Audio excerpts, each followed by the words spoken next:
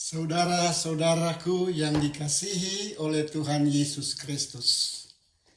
Selamat hari Sabat untuk semua umat Tuhan di Redlands Indonesian Seventh-day Adventist Fellowship yang saat ini sedang berbakti di rumah masing-masing bersama seluruh pemirsa dimanapun Anda berada. Saudara-saudaraku yang dikasihi Tuhan, terpujilah nama Tuhan Allah kita yang ajaib, perkasa, mulia dan agung. Sebab Dia selalu memberikan kita waktu yang baik untuk beribadah dan mempelajari firman-Nya pada suasana yang genting seperti yang kita sedang alami sekarang ini. Saudaraku, untuk memulaikan pembahasan sekolah Sabat ini, mari kita berdoa. Bapa di surga, kami mohon urapan surga yaitu Roh Kudus-Mu ke dalam hati kami masing-masing, supaya kami boleh mengerti akan firman-Mu dan kami dapat gunakan di dalam kehidupan kami menyongsong hari Maranatha yang tidak lama lagi. Di dalam nama Yesus kami telah berdoa. Amin. Pelajaran kita, pelajaran sekolah Sabat, itu pelajaran pertama untuk kuartal keempat.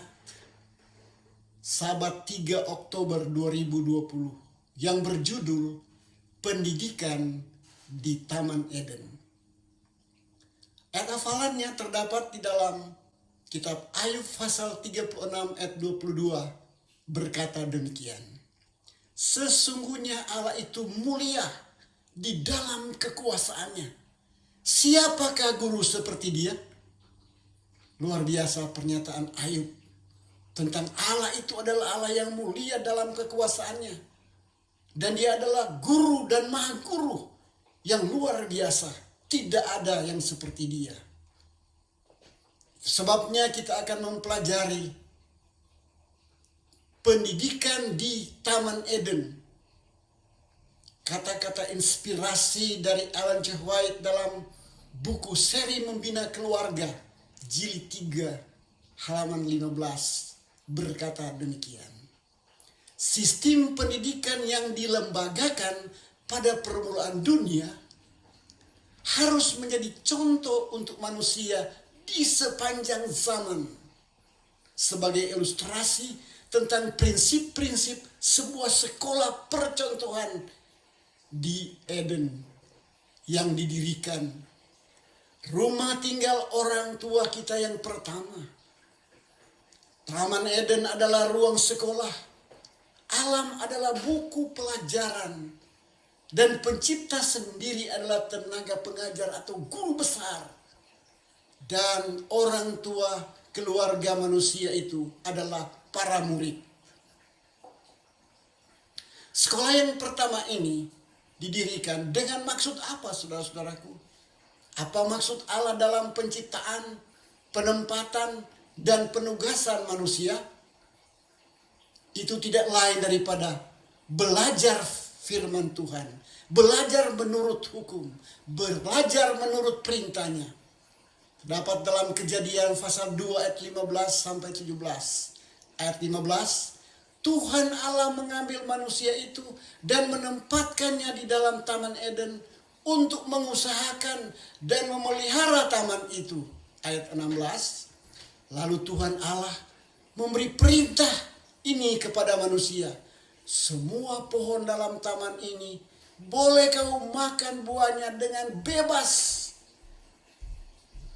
Ayat 17, tetapi pohon pengetahuan tentang baik dan jahat, janganlah kau makan buahnya, sebab pada hari engkau memakannya, pastilah engkau mati. Itulah firman Tuhan, itulah ajaran Tuhan. Kalimat positif disebutkan di dalam ayat 16. Semua pohon dalam taman ini boleh kau makan buahnya dengan bebas. Tetapi kalimat negatif disebutkan, janganlah kau makan buah pohon pengetahuan baik dan jahat. Sebab pada waktu engkau memakannya, pastilah engkau mati. Saudaraku, kemudian muncullah pengacau atau penipu, pemalsu daripada ajaran Tuhan. Dia memberikan ajaran yang salah.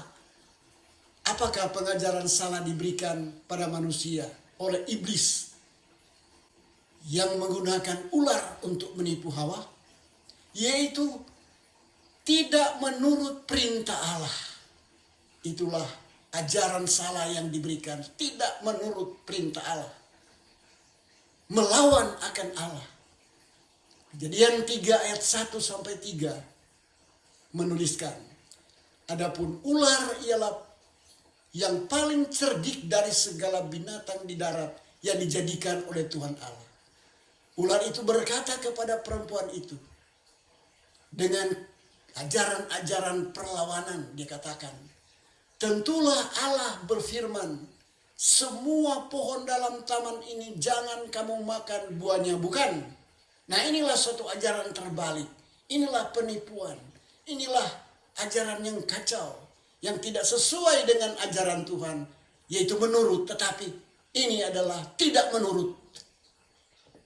Saudara-saudaraku, ayat 2 disebutkan, lalu sahut perempuan itu kepada ular. Dia jawab dengan kata-kata positif.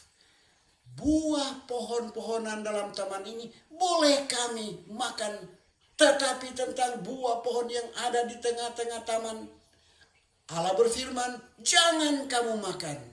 Itu adalah perintah negatif. Jangan. Ataupun raba buah itu, nanti kami mati. Itulah yang disampaikan oleh Hawa.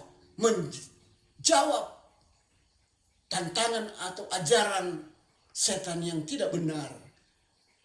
Saudara-saudaraku, dalam Kejadian 3 ayat 4 sampai 5, tetapi ular itu berkata kepada perempuan itu, sekali-kali kamu tidak akan mati. Inilah kebohongan, penipuan, pemalsuan yang pertama yang disebutkan oleh setan lewat ular itu kepada Hawa. Ayat 15, tapi Allah mengetahui bahwa pada waktu kamu memakannya, matamu akan terbuka dan kamu menjadi seperti Allah, tahu tentang baik dan jahat. Hawa mulai terpesona dengan kata-kata ini. Kita akan lihat dalam Kejadian 3 6 sampai 7. Sebab pesan yang hilang dan pakaian kemuliaan Allah pun hilanglah pada waktu dia memakannya.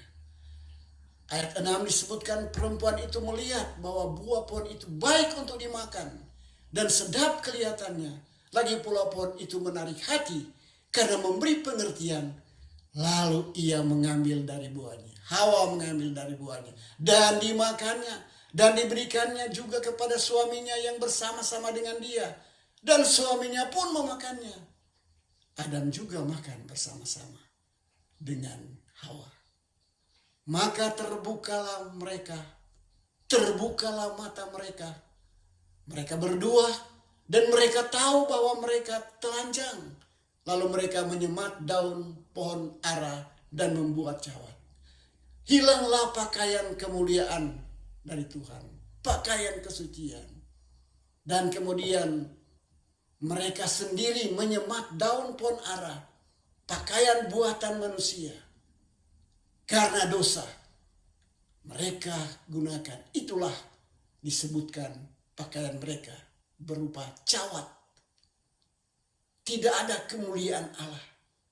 Itu adalah pakaian buatan manusia. Karena pelanggaran manusia terhadap ajaran, perintah, dan hukum-hukum Tuhan. Tapi ketentuan dari Allah dan janjinya. Ada dua hal yang disebutkan dalam Kejadian 3:15. Pertama, ada permusuhan antara generasi perempuan dan generasi setan. Dan yang kedua, ada penebusan untuk keturunan perempuan atau umat Allah. Itu Kejadian 3:15. Aku akan mengadakan permusuhan antara engkau dan perempuan ini, antara keturunanmu dan keturunannya. keturunannya atau Kristus akan meremukkan kepalamu, kepala setan. Kristus akan memenangkan pertarungan antara baik dan jahat. Dan engkau akan meremukkan tumitnya. Setan selalu mencari-cari kesalahan untuk menjatuhkan umat-umat Tuhan. Dengan kiasan meremukkan tumitnya. Saudara-saudaraku, bagaimana memperoleh kembali apa yang telah hilang? Oleh karena kuasa keilahiannya melalui janji-janjinya yang berharga dan yang sangat besar. Disebutkan di dalam 2 Petrus 1 ayat 3-4. Ayat 3 menuliskan, karena kuasa keilahiannya, kuasa ilahinya telah menganugerahkan kepada kita segala sesuatu yang berguna untuk hidup yang saleh oleh pengenalan kita akan Dia atau akan Yesus yang telah memanggil kita oleh kuasanya yang mulia dan ajaib. Ayat 4, dengan jalan itu Ia telah menganugerahkan kepada kita. Tuhan Yesus menganugerahkan kepada kita janji-janji berharga dan yang sangat besar, supaya olehnya kamu boleh mengambil bagian dalam kodrat ilahi, dalam peta Allah, dalam karakter Allah, dan luput dari hawa nafsu duniawi yang membinasakan dunia. Saudara-saudaraku, bagaimana kita memperoleh kembali apa yang telah hilang? Itu hanya akan terjadi karena kuasa keilahiannya. Lebih lanjut 2 Petrus 1 ayat 5-7 berbunyi demikian. Ayat 5, justru karena itu kamu harus dengan sungguh-sungguh berusaha untuk menambahkan kepada imanmu kebajikan. Dan kepada kebajikan ditambah kepengetahuan. Dan kepada pengetahuan ditambah penguasaan diri. Kepada penguasaan diri ditambah ketekunan. Dan kepada ketekunan ditambah kesalehan. Dan kesalehan ditambah kasih akan saudara-saudara. Dan kasih akan saudara-saudara ditambah dengan kasih semua orang. Itulah disebutkan kasih agape. Saudara-saudaraku yang kekasih, iman itu harus bertumbuh. Iman kepada Kristus bertumbuh. Ditambah dengan kebajikan, pengetahuan, penguasaan diri, ketekunan, kesalehan, kasih sesama manusia, dan kasih kepada saudara-saudara. Saudara yang dikasihi Tuhan, kita akan memperoleh kembali apa yang telah hilang karena kuasa keilahiannya. Iman kita kepadanya mengikat kita untuk kita mendapatkan kasih karunia daripada Yesus Kristus. 2 Petrus 1 ayat 8 dan 9. Ayat 8. Sebab apabila semuanya itu ada padamu, iman dan semua yang ditambahkan untuk kesempurnaan iman itu, apabila itu berlimpah-limpah, kamu akan dibuatnya menjadi giat dan berhasil. Giat dalam pekerjaan Tuhan dan berhasil di dalam kesaksian Yesus Kristus itu untuk keselamatan orang lain.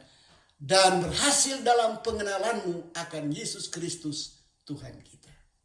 Hanya Yesus Kristus, saudaraku. Ayat 9, tetapi barang siapa tidak memiliki semuanya itu, tidak memiliki iman dan kesempurnaan iman itu, ia menjadi buta dan picik. Karena ia lupa bahwa dosa-dosa yang dahulu telah dihapuskan. Jangan lupa saudaraku, dosa-dosa kita yang dahulu telah dihapuskan oleh kematian Kristus di kayu salib. Oleh iman kita kepadanya, darahnya yang mulia telah membebaskan kita dari dosa-dosa kita. Dan kita dapat hidup benar menurut akan firman Tuhan. 2 Petrus 1 ayat 10 dan 11. Petrus memberikan kesimpulan di dalam iman yang bertumbuh itu. Ayat 10, karena itu saudara-saudaraku, berusahalah sungguh-sungguh supaya panggilan dan pilihanmu makin teguh.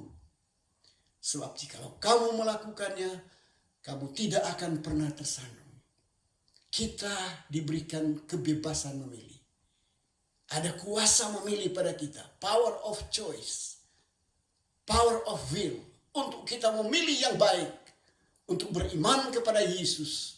Dan dengan melakukan yang demikian, iman kita bertumbuh dan kita tidak akan pernah tersandung. Ayat 11. Dengan demikian kamu akan dikaruniakan hak penuh untuk memasuki kerajaan kekal, yaitu kerajaan dan juru selamat kita, Yesus Kristus. Oh saudara-saudaraku, sungguh luar biasa Tuhan kita. Sungguh besar kasih-Nya, rahmat-Nya, penebusannya, yang memberikan kita pengampunan dosa dan keselamatan oleh percaya, oleh beriman di dalam darah-Nya. Orang-orang yang meremehkan otoritas atau guru-guru palsu, memberikan ajaran yang bertentangan dengan apa yang Alkitab ajarkan. Dalam 2 Petrus 2 ayat 1 dan 2. Ayat 1 berbunyi demikian. Sebagaimana nabi-nabi palsu dahulu tampil di tengah-tengah umat Allah, demikian pula di antara kamu akan ada guru-guru palsu, pengajar-pengajar palsu. Mereka akan memasukkan pengajaran-pengajaran yang sesat, pengajaran yang salah, yang membinasakan. Bahkan mereka akan menyangkal penguasa yang telah menebus mereka, yaitu Yesus. Dan dengan jalan demikian, segera mendatangkan kebinasaan atas diri mereka. Ayat 2. Banyak orang akan mengikuti cara hidup mereka yang dikuasai oleh hawa nafsu. Dan karena mereka, jalan kebenaran akan dihujat. Jangan kita mengikuti ajaran yang salah ini, yaitu tidak mempercayai Yesus dan iman di dalam darah-Nya. Dan itulah sebabnya mereka menghujat jalan kebenaran yang daripada Tuhan. Saudara-saudaraku, 2 Petrus pasal 2 maksudnya ayat 3. Orang-orang yang meremehkan otoritas atau guru-guru palsu ini disebutkan demikian. Dan karena serakahnya, guru-guru palsu itu akan berusaha mencari untung dari kamu. Apa yang mereka lakukan? Dengan menceritakan cerita-cerita isapan jempol, cerita-cerita palsu, cerita-cerita yang tidak benar. Dan dikatakan demikian, tetapi untuk perbuatan mereka itu, hukuman telah lama tersedia dan kebinasaan tidak akan tertunda. Mereka akan dibinasakan. Guru-guru palsu yang meremehkan hukum Tuhan, meremehkan otoritas Tuhan, meremehkan perintah Tuhan, mereka akan binasa. Itulah sebabnya pendidikan Kristen harus tunduk dan patuh pada pemimpin dan guru-guru yang benar, yang memberikan pengajaran dan otoritas yang benar. Dengarkanlah Ibrani 13 ayat 7-9. Ingatlah akan pemimpin-pemimpin kamu yang telah menyampaikan firman Allah kepadamu. Perhatikanlah akhir hidup mereka dan contohilah iman mereka. Contohilah iman pemimpin-pemimpin, guru-guru kebenaran, rasul-rasul, nabi-nabi. Terutama Yesus Kristus yang memberikan contoh yang sama.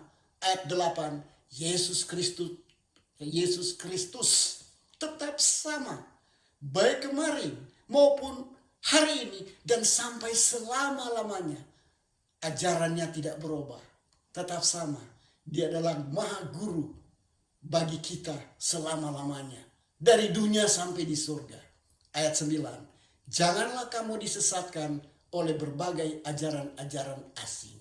Kita tidak boleh sesat dengan ajaran dunia ini, ajaran yang salah, yang palsu, yang sejak dulu telah ada, sejak dan sampai hari ini akan ada dan tetap akan ada sampai Yesus datang memberikan hukuman kepada mereka yang mengajarkan yang salah dan memberikan keselamatan bagi mereka yang mengajarkan dan yang menurut kebenaran Allah, kebenaran Yesus Kristus. Saudara-saudaraku, di Taman Pendidikan Eden, Tuhan menyatakan hikmat dan kuasa yang tak terbatas. Sejak Eden sampai sekarang ini, sampai selama-lamanya. Ellen G. White dalam buku Alpha dan Omega jilid 1 halaman 44 dituliskan kata-kata inspirasi ini berbunyi demikian. Pasangan yang suci itu, maksudnya Adam dan Hawa, dipenuhi oleh gairah hidup yang diberikan oleh pohon al-hayat dan kesanggupan mereka berpikir hanya sedikit saja di bawah malaikat-malaikat. Jadi, mereka itu hampir sama dengan malaikat-malaikat. Penuh hikmat karena tuntunan roh suci surga. Keteraturan dan keselarasan segala sesuatu telah diciptakan itu menyatakan kepada mereka akan hikmat kuasa yang tidak terbatas. Mereka senantiasa menemukan hal-hal yang memenuhi hati mereka dengan kasih yang lebih dalam dan membangkitkan rasa syukur mereka yang segar. Itulah pasangan yang pertama yang sebelum mereka jatuh dalam dosa dan menjadi contoh bagi kita untuk diteladani.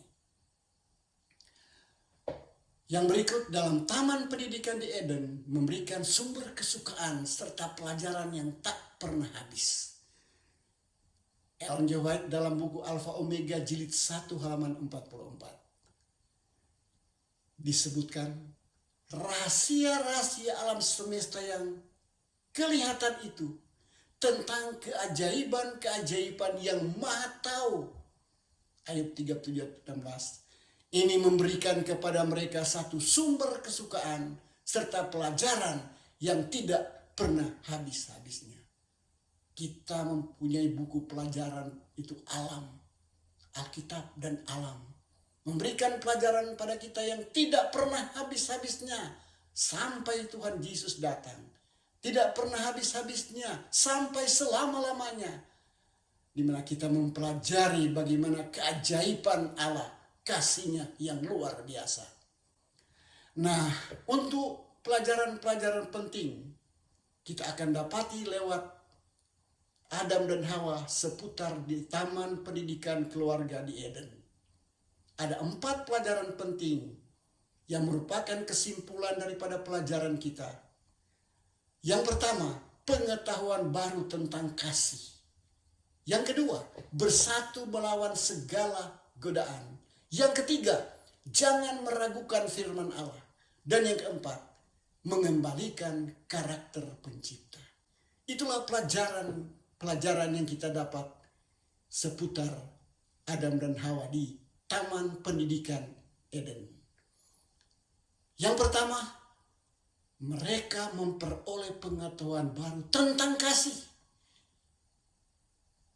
Itulah tertulis di dalam buku Ellen G. White Alpha dan Omega jilid 1 halaman 44 dan 45.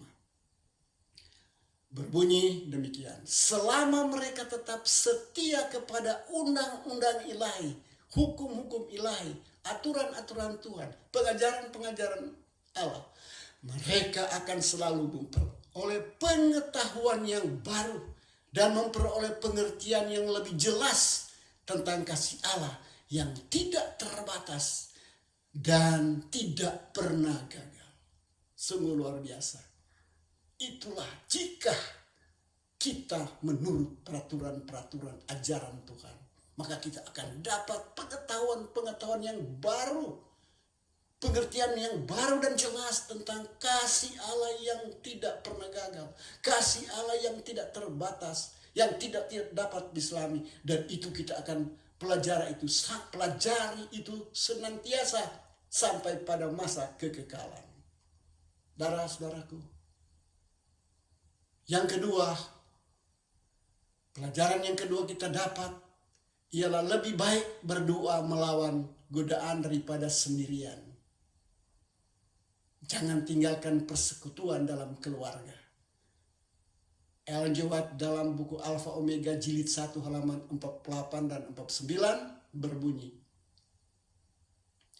Malaikat-malaikat telah mengamarkan Hawa agar jangan memisahkan diri dari suaminya, sementara sedang asyik dengan pekerjaan mereka sehari-hari di taman itu.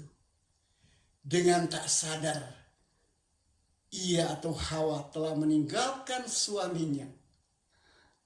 Pada waktu itu ia menyadari bahwa ia sendirian. Ia merasa adanya bahaya. Dengan tidak mengindahkan amaran malaikat-malaikat, ia mendapati dirinya sedang melihat-lihat pohon terlarang itu dengan rasa ingin tahu dan dengan rasa kekagumannya. Inilah akibat daripada berpisah. Allah sebenarnya mengirimkan malaikat untuk memberi instruksi tambahan dan memberitahu bahwa mereka akan lebih kuat kalau berdua melawan cobaan daripada berpisah. Saudara-saudaraku yang dikasihi Tuhan. Pelajaran yang ketiga lewat pendidikan di Taman Eden ini disebutkan keraguan-raguan Hawa. Mengapa tak boleh dimakan? Itulah keraguan-raguan. Pertanyaan atau kata mengapa ini menunjukkan keraguan-raguan, tidak percaya. Dan itulah yang menyebabkan kejatuhan manusia yang pertama. Hawa tak dapat menaklukkan keinginannya kepada instruksi dari instruktur malaikat-malaikatnya dan dari Allah guru besarnya. Kutipan itu berbunyi, Hawa mendapati dirinya sedang melihat-lihat pohon yang dilarang itu. Dengan perasaan ingin tahu bercampur dengan rasa kekagumannya. Buahnya memang indah sekali dan ia bertanya-tanya dalam dirinya, mengapa Tuhan telah menahan buah ini dari mereka? Sekarang adalah kesempatan untuk si penggoda. Kesempatan pada waktu dia ragu-ragu, kesempatan dia memberikan doktrin yang salah. Sekarang adalah kesempatan si penggoda itu. Ia berkata kepada perempuan itu, kepada Hawa, tentulah Allah berfirman, semua pohon dalam taman ini jangan kamu makan buahnya, bukan? Jadi pada saat-saat ada keraguan-raguan, tidak percaya, pada saat itu setan si penggoda bisa memasukkan ajaran yang salah di dalam pikiran kita. Dan itulah yang terjadi. Inilah yang menyebabkan kejatuhan manusia yang pertama. Nah, saudaraku, dan yang terakhir saudaraku, pelajaran penting lewat taman pendidikan di Eden ialah yang keempat, mengembalikan karakter pencipta yang telah hilang.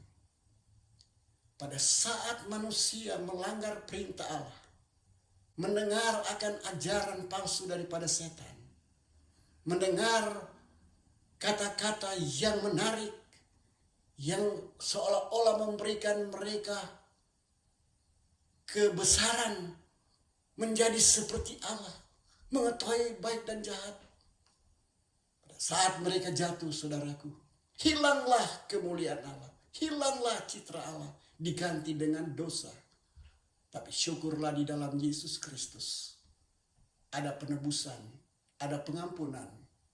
Dan di dalam pelajaran keempat ini, bagaimana mengembalikan karakter pencipta yang sudah hilang, itu adalah di tangan kita masing-masing. Ellen G. White di dalam seri Membina Keluarga, jilid 3 halaman 14, berbunyi demikian. Tujuan pendidikan adalah mengembalikan manusia itu pada gambar atau citra penciptanya. Saudara-saudaraku, the aim of education is to return man to the image of the Creator. Mengembalikan karakter Allah yang sudah hilang. Mengembalikan kekudusan Allah, mengembalikan firman Tuhan yang benar, kembali kepada ajaran-ajaran yang benar untuk membentuk kita memiliki iman yang bertumbuh di dalam kasih. Dan dengan demikian saudara-saudaraku, tujuan pendidikan sebagaimana yang Tuhan rencanakan bagi umat-umat Tuhan agar mereka dididik menjadi pewaris-pewaris kerajaan surga. Dididik menjadi saksi-saksi bagi Tuhan, menyatakan kuasa, kemuliaan, dan kebesaran Tuhan kepada sesama. Membawa orang-orang lain mendengarkan pelajaran, pengajaran-pengajaran dari guru yang benar, Yesus Kristus Maha-Guru kita. Para rasul dan para nabi, dan pemimpin-pemimpin yang dipercayakan untuk melanjutkan pendidikan yang benar ini, untuk mengembalikan manusia kepada karakter Allah yang sebenarnya, yang sudah hilang. Inilah harapan dan doa kita agar kita memiliki kesemuanya ini, agar iman kita menjadikan kita sempurna, menyelamatkan kita, dan pada waktu Yesus datang, tidak ada di antara kita yang hilang, tapi kita telah dipersatukan di dalam kesatuan Allah, karakter Allah yang benar, hidup dalam kasih dan kerukunan dari sekarang sampai selama-lamanya.